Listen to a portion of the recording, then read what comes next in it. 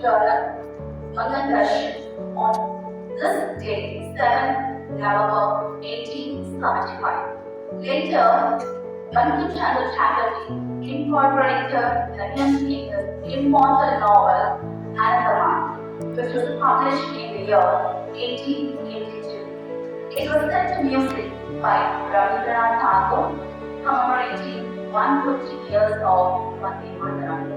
So to honor its enduring legacy and song of unity, this is मनाई जाती है। हमारा राष्ट्रगीत वंदे मातरम 150 वर्ष होने जा रहा है।